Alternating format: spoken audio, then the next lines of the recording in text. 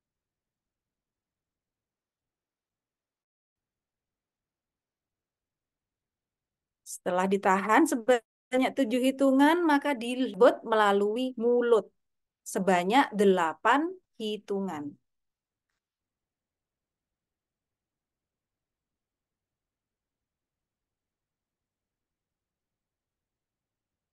Pada saat kita tidak pernah melakukan relaksasi pernafasan itu akan terasa sulit, ya. Seperti menahan nafas sebanyak 7 hitungan itu seperti seperti orang yang sudah kehabisan oksigen. Itu tidak apa-apa. Semakin kita berlatih, maka akan semakin terampil. Dan itu sangat-sangat apa namanya signifikan, sangat-sangat efektif untuk meredakan kecemasan karena dengan adanya eh, relaksasi pernafasan itu akan apa namanya menambah sirkulasi oksigen ke otak, gitu ya. Yang selama ini kita itu nafasnya, nah itu kita atur relaksasi pernafasan, kita tenangkan, kita rilekskan, insya Allah nanti kecemasan juga akan secara signifikan semakin turun.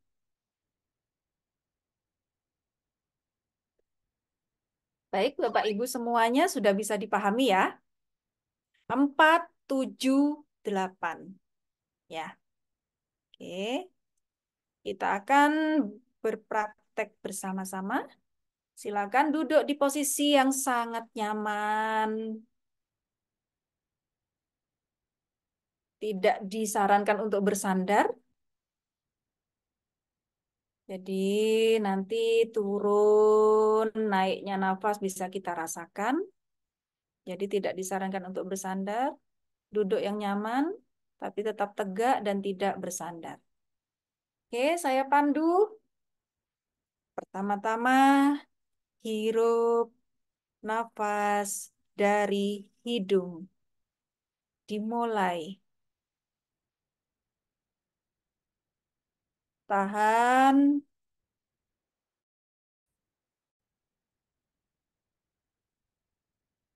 Hembuskan lewat mulut. Pelan-pelan. Sebanyak 8 hitungan. Oke. Kita mulai lagi. Kita ulangi lagi. Kita hirup bersama-sama. Nafas dari hidung sebanyak 4 hitungan. 3, 4. Tahan. Tuh, 2, 3, 4, 5, 6, 7. Hembuskan lewat mulut.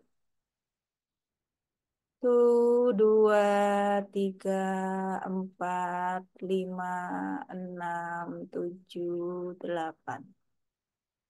Kita ulangi sekali lagi, Bapak Ibu sekalian. Hirup nafas dari hidung. Tuh, 2, 3, 4. Tahan 7 hitungan. Tuh, 2, 3, 4, 5, 6, 7. Hembuskan dari mulut.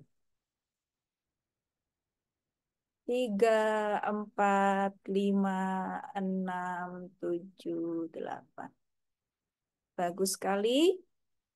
Nanti bisa diulang sampai kecemasannya itu terasa apa menurun dan dirasa pikiran, perasaan bisa semakin rileks. Itu bisa diulang-ulang sampai benar-benar terampil. Insya Allah itu sangat efektif untuk menurunkan kecemasan. Ya, Mbak Eva. Oke, baik Mbak. Terima kasih banyak nih relaksasi malam-malam nih bikin enak. Dan jadi makin tenang pikirannya ya Mbak ya. Insya Allah, amin. Ya, amin. Terima kasih banyak Mbak Retno untuk paparannya jelas Senang hati. clear sekali ya. Jadinya perbedaan antara remaja yang introvert dan kecemasan sosial. Oke, Mbak Iya. Retno izin saya nih bertanya. Mbak Retno berkenan berapa pertanyaan yang langsung Ya, kemudian 2 ya, mungkin Mbak Eva ya. yang bertanya langsung dua. Kalau yang dari kolom chat gimana Mbak? 1 aja ya. Oh. Oke, baik. Iya, keterbatasan waktu.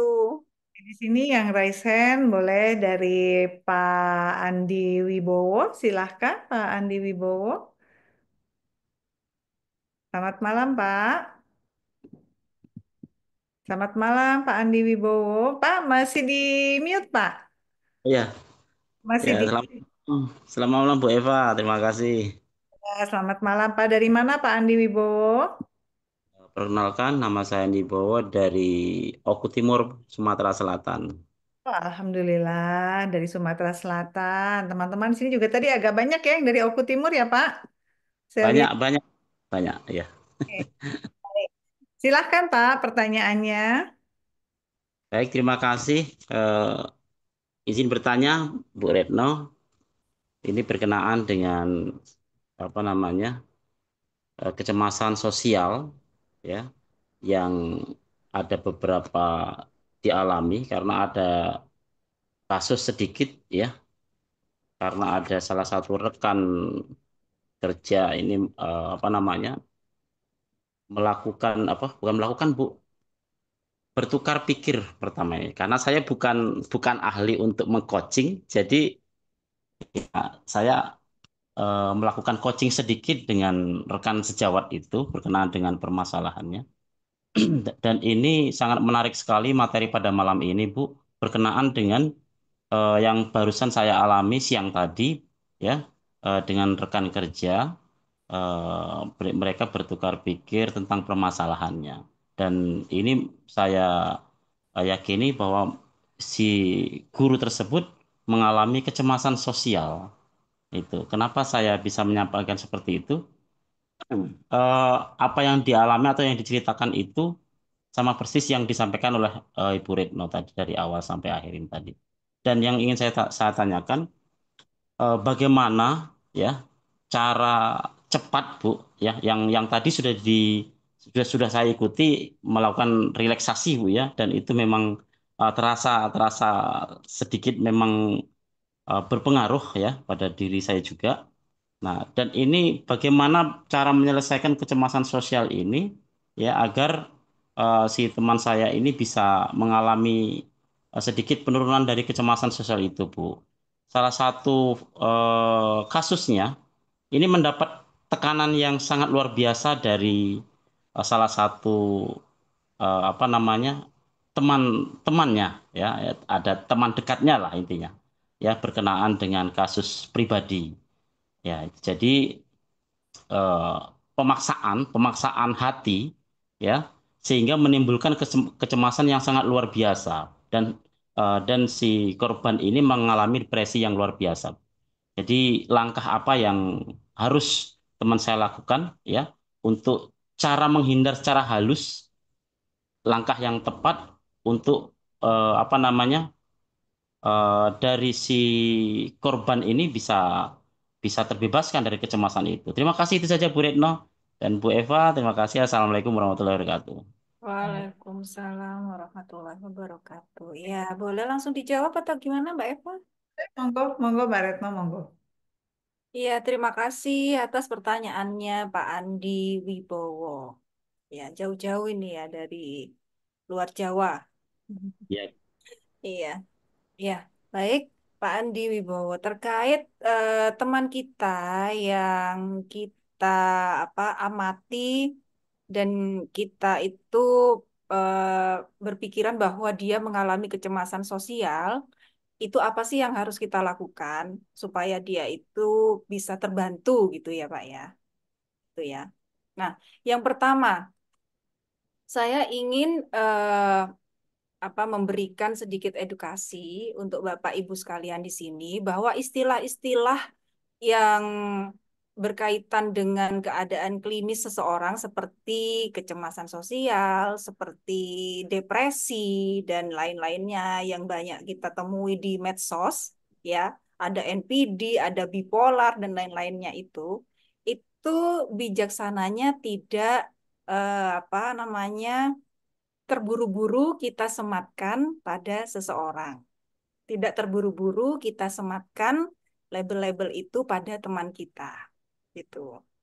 Karena perlu asesmen yang memerlukan tahapan-tahapan yang lumayan panjang, sehingga kita bisa mendiagnosa seseorang ini mengalami depresi atau mengalami gangguan psikologis yang lainnya. Itu tadi sempat saya dengar Pak Andi Wibowo mengatakan temannya depresi gitu ya, Pak ya. Nah, itu sebaiknya bijaknya itu sebelum melakukan asesmen pada profesional, kita tidak memberikan label-label itu pada seseorang gitu. Nah, yang kedua, pada saat kita tahu teman kita mengalami kecemasan sosial, apa yang perlu kita lakukan pada teman kita ini untuk membantu dia? Setidaknya itu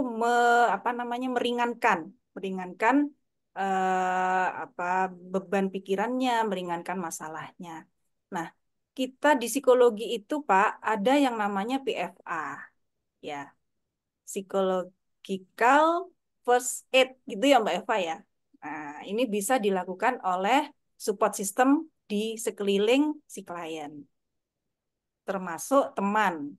Ya, seperti Pak Andi ingin membantu teman, itu boleh. Itu namanya PFA. Istilah sederhananya itu adalah pertolongan pertama. P3K-nya psikologis. Itu. P3K-nya psikologi. Itu boleh dilakukan oleh seorang teman atau support system yang lain. Apa yang harus dilakukan? Yang pertama, melihat. Sudah dilakukan oleh Pak Andi, apa sih gejala-gejalanya? Nah, bisa apa dikaitkan dengan yang saya sudah sampaikan tadi, dia apakah menghindari interaksi dengan orang lain? Apakah dia itu menghindari untuk tampil di depan umum? Intensitasnya bagaimana? Apakah sering? Apakah hanya sesekali? Kalau misalnya seseorang menghindari orang lain atau menghindari tampil di depan umum hanya sesekali saja, tidak intens, itu masih normal. Itu. Jadi kita harus membedakan apakah ini sudah masuk kecemasan sosial ataukah dia hanya perlu untuk jeda sebentar menenangkan dirinya.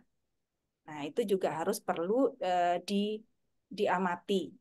Itu ya, Pak ya. Itu yang pertama, itu kita lihat gejala-gejalanya bagaimana, apakah sudah masuk dalam gejala yang memang mengganggu fungsi kehidupannya sehingga perlu dilakukan penanganan lebih lanjut.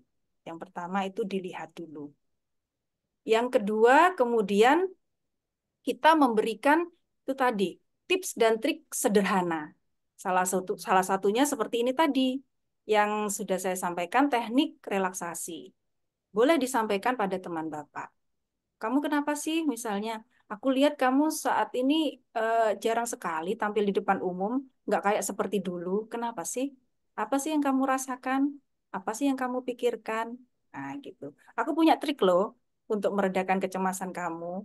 Nah, misalnya itu salah satu caranya, yaitu teknik relaksasi. Yang kedua adalah teknik CBT. Sederhananya itu adalah mengintervensi pola pikirnya. Misalnya, ditanya, kamu cemas apa? Kamu takut apa? Aku takut itu loh difitnah sama dia. Nah, itu Bapak menantang pikirannya yang irasional. Buktinya apa? Misalnya seperti itu. Tanya bukti-buktinya. Emang ada buktinya? Kamu kamu takut seperti itu, cemas seperti itu, emang ada buktinya? Nggak ada kan? Nah, berarti kalau nggak ada buktinya, pikiranmu itu nggak selayaknya terus-terusan kamu pikirkan, nggak ada buktinya gitu. Itu salah satu intervensi awal yang bisa dilakukan oleh support system klien.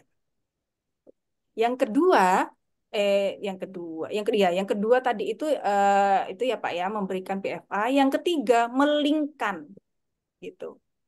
Kalau misalnya intervensi-intervensi sederhana yang Bapak berikan pada klien itu sudah dilakukan, tapi ternyata kemudian tidak ada perubahan pada klien, dan ternyata Bapak melihat gejala-gejalanya semakin parah, Bapak diharapkan merekomendasikan teman Bapak ini untuk menghubungi profesional.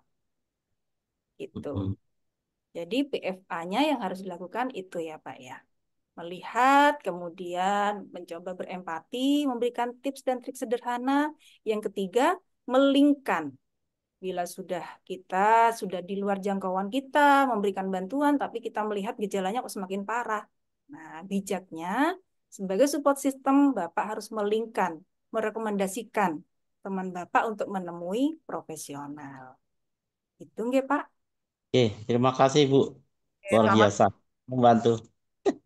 Nanti ini Bu Retno izin mungkin secara online Bu ya, karena masih Boleh. banyak. Iya, Insya Allah. Boleh. Jadi Pak terima Andi, kasih. untuk Sama-sama Bu konsultasi, Retno, Bu Eva.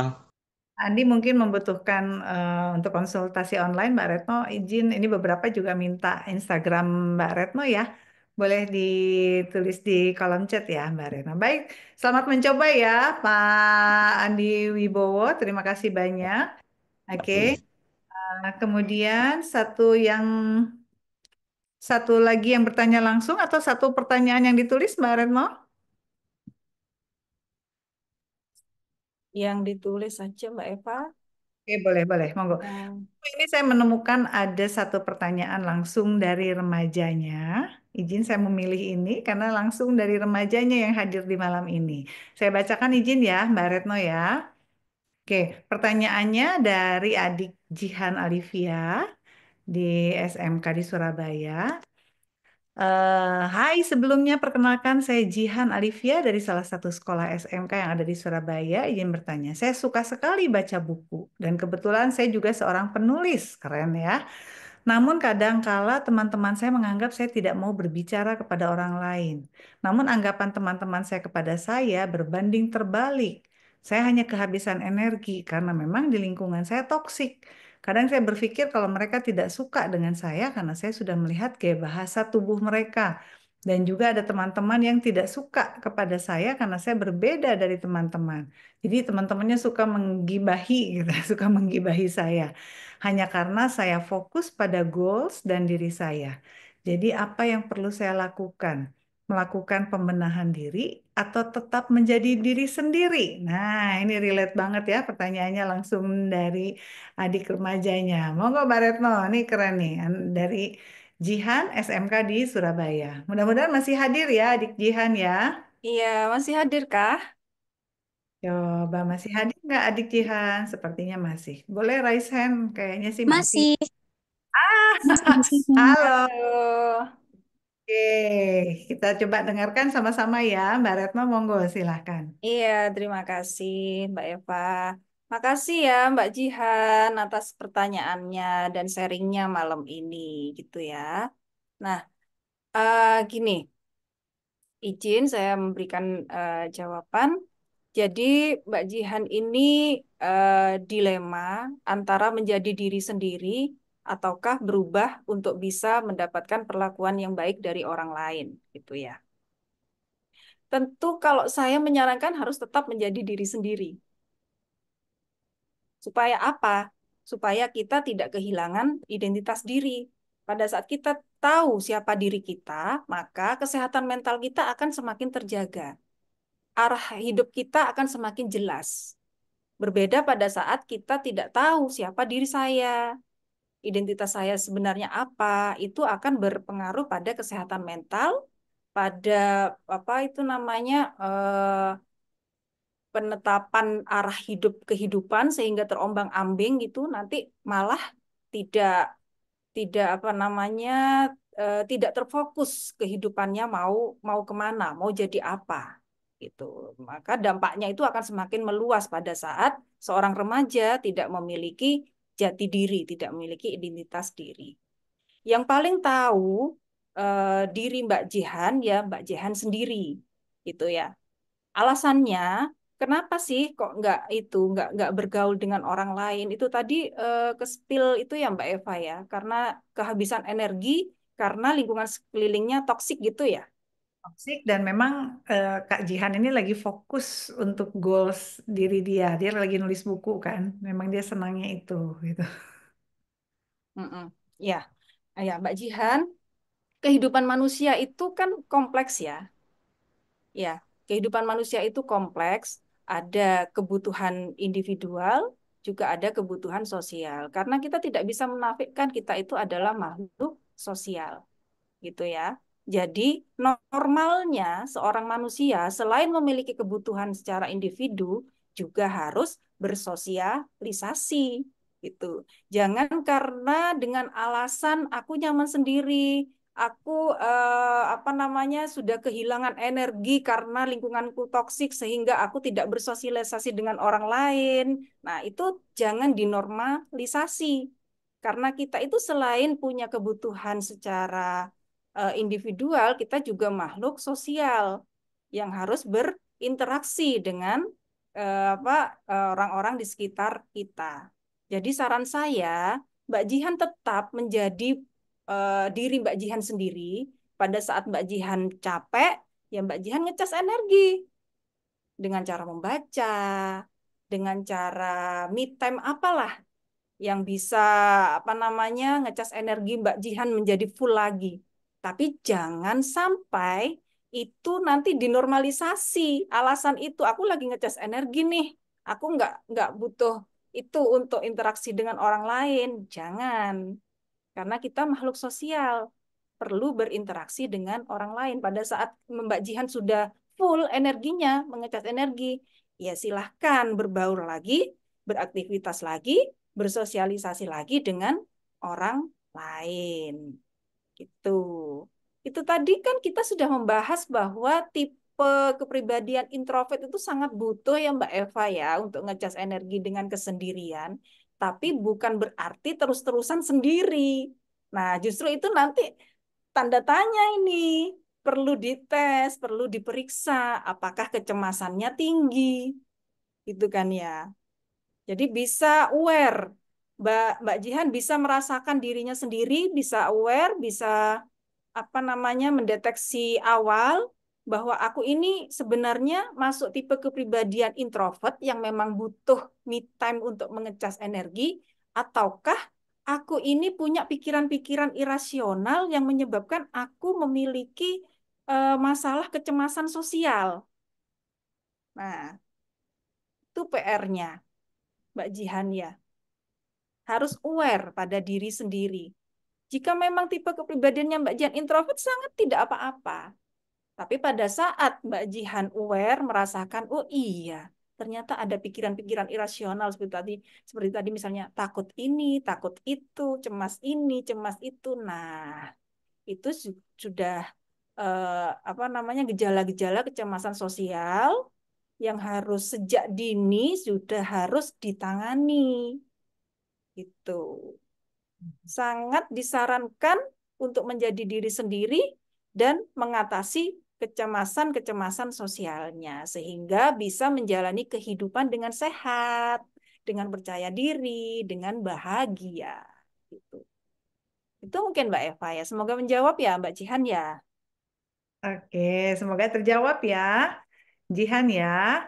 Oke, jadi tadi dari Mbak Retno mungkin balancing ya, Mbak ya, balancing antara tadi punya hobi menulis apa segala macem gitu, walaupun nggak suka dengan gaya bahasa teman-temannya, tapi tetap why not untuk mencoba untuk berinteraksi dengan lingkungan. Karena tadi salah satunya kata Mbak Retno kita adalah makhluk sosial sebetulnya. Jadi why not kita coba gitu ya. Oke nih dari kajian katanya terima kasih sudah menjawab Kak. Oke, alhamdulillah. Terima kasih banyak Mbak Retno. Baik, karena keterbatasan waktu Mbak Retno ini masih ada beberapa yang menunggu Instagramnya Mbak Retno boleh dituliskan di kolom chat termasuk tadi Pak siapa tadi yang bertanya mungkin mau melingkan temannya yang ada keluhan tadi dengan Mbak Retno karena Mbak Retno available untuk online kan ya konsultasi online ya. Oke, tapi mungkin caranya gimana Mbak Retno apa DM dulu apa gimana monggo. Di IG saya sudah ada link itu Mbak Eva, link untuk terhubung ke WA saya. Gitu. Oh baik baik berarti Ya, DM boleh, langsung ke WA juga boleh. Oke, berarti yang penting Instagramnya ya Mbak di kolom chat ya Mbak. Ya, sudah muncul kah? Belum. Di saya belum apa sudah ya? Bentar. Di saya kok belum terbaca ya? IG saya psikolog Retno. Oh, oke. Kok di saya belum muncul ya? Apa di ibu bapak yang lain sudah muncul? Jangan-jangan di saya aja. Sudah, Ibu. Oh, sudah. Oke. Ya udah. Jadi Instagramnya psikolog Retno. Nah, ya. Oh, oke, baik. Baik, terima Nanti kasih. ada itu Mbak Eva, mohon maaf, nanti ada itu karena Retno itu juga ada beberapa ya, kayaknya di Instagram itu. Jadi ada nama saya lengkapnya juga di situ, Retno Sri Handayani, MC, psikolog gitu. Oh, oke, baik. Baik, baik. Nanti mungkin bisa lihat nama lengkapnya narasumber kita malam ini di Instagram Atensi Anak Remaja. Jadi lebih baik ketik nama lengkapnya ya, Mbak Retno ya. Enggak, kalau untuk mencari yang psikolog Retno aja Mbak. Oh, psikolog Retno. Tapi kan Iya, kalau itu muncul beberapa nama iya. Retno, Heeh. baik sekali Nanti ya. ada keterangannya nama lengkap saya, yang itu yang Instagram saya gitu. Oke, baik, baik. Terima kasih banyak Mbak Retno, terima kasih banyak Ibu dan Bapak. Mungkin sedikit aja untuk kalimat penutup dari Mbak Retno, pesan apa yang mau disampaikan, mungkin terhadap adik-adik remaja khususnya terkait dengan introvert dan kecemasan sosial ini. Monggo Mbak. Iya. Oke, saya ingin menyampaikan sekali lagi bahwa sebenarnya introvert itu bukanlah pemalu dan kecemasan sosial itu bukan sekedar rasa malu. Itu ya, bisa dipahami ya. Jadi introvert itu bukanlah pemalu dan kecemasan sosial itu bukan sekedar rasa malu. Lebih dari sekedar rasa malu gitu ya. Jadi kita perlu aware, yang bisa merasakan adalah dirimu sendiri itu. Setelah aware, tentukan penanganan yang tepat sehingga bisa bijak untuk melakukan aktivitas yang menunjang kesehatan mental dan menunjang usahamu menjadi versi terbaik dirimu sendiri. Itu. Oke, keren ya closing statementnya ya. Terima kasih banyak Mbak Retno untuk ilmunya. Sama-sama. Kita dibekali dengan keterampilan relaksasi. Selamat mencoba ya Ibu dan Bapak ya di rumah adik-adik juga. Monggo silahkan.